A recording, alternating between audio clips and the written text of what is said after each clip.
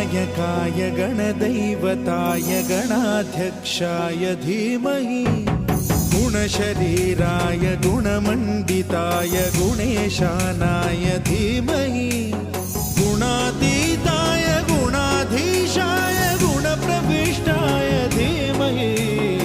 एकदन्ताय वक्रतुण्डाय गौरीतनयाय धीमहि गजेशानाय भालचन्द्राय श्रीगणेशाय धीमहि